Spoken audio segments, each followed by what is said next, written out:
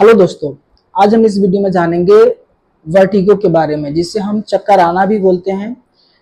चक्कर क्या है, चक्कर आने का मुख्य कारण क्या है, ये सब सारी जानकारी के लिए आप इस वीडियो के लास्ट तक बने रहें। आज हम इस वीडियो में चक्कर आने का 5 मुख्य कारण और इलाज के बारे में डिस्कस करेंगे। नंबर 1, चक्कर आने का मुख्य कारण है वेस्टिबुलर सिस्टम में किसी प्रकार का इन्फेक्शन हो जाना, इनर ईयर में पानी हो जाना, जिसके कारण से आपको चक्कर आ सकता है। नंबर 2, ब्रेन में किसी प्रकार का इन्फेक्शन, ब्रेन ट्यूमर और ब्रेन स्ट्रोक जैसी बीमारी में आपको चक्कर आ सकता है। नंबर 3, आपके गर्दन में किसी प्रकार का तकलीफ हो जाना, जैसे आपको सर्वाइकल स्पॉन्डिलोसिस, कंधे की नसें दब गई हो या फिर कंधे में मार लग गई हो, सर्वाइकल इंजरी बोलते हैं, या फिर वहां की हड्डियां फ्रैक्चर हो गई जिसके कारण आपको चक्कर आ सकता है। नंबर 4, आपको माइग्रेन की वजह से चक्कर आ सकता है, जिसको हम माइग्रेन एसोसिएटेड वर्टिगो बोलते हैं।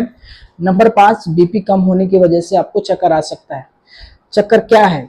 जब भी आपको माइग्रेन की प्रॉब्लम होती है या फिर ब्रेन में किसी प्रकार का इन्फेक्शन, ब्रेन ट्यूमर और ब्रेन स्ट्रोक जैसी बीमारियां होती है, या फिर कानों के अंदर किसी प्रकार का इन्फेक्शन, या फिर इनर ईयर में पानी हो जाना, या फिर गर्दन की नसें ब्लॉक हो जाना, या फिर वहां पे इंजरी हो जाना, ये सारी चीजें हमारे ब्रेन को सिग्नल देती है। और ब्रेन क्या है कि वो एबनॉर्मल पोजीशन में आता है और फिर वो आपको चक्कर आना चालू हो जाता है।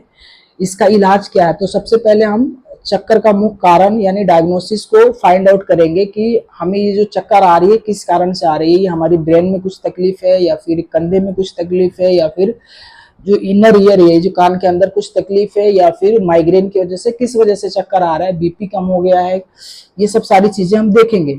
अगर आपको बीपी कम हो गया है जिसकी वजह से चक्कर आ रहा है तो हम आपको बीपी बढ़ाने की दवा देंगे।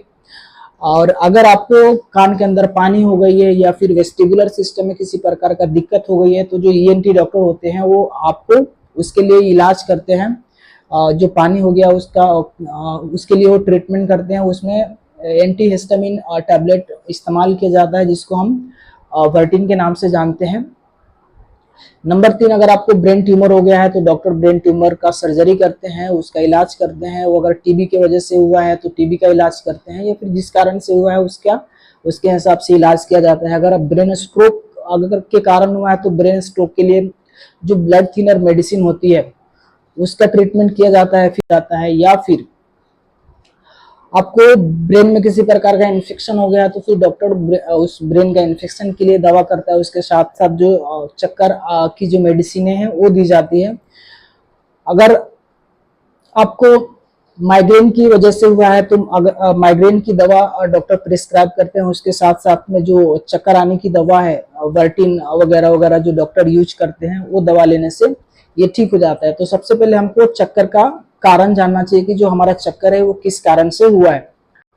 चक्कर का इलाज डायग्नोसिस के हिसाब से किया जाता है। उसके साथ साथ जो उसका सिम्टम्स है यानी जो चक्कर आ रहा है उसको फिलहाल के लिए दबाने के लिए उसमें वर्टिन का इस्तेमाल किया जाता है, उसमें एस्टेमेटिल का इस्तेमाल किया जाता है। उसमें एक्सरसाइज भी बहुत ज़्यादा हेल्पफुल रहता है, यानी आपको पोजीशन चेंज करके आपको एक्सरसाइज करना पड़ता है, सो करके उठना या फिर लेटरल पोजीशन में सोना और उठना, ये ज़्यादा चीज़ें आपको ज़्यादा हेल्प करती है। आई होप कि वीडियो आपको अच्छा लगा होगा। काइंडली आप इस वीडियो को लाइक, शेयर एंड कमेंट्स जरूर करें।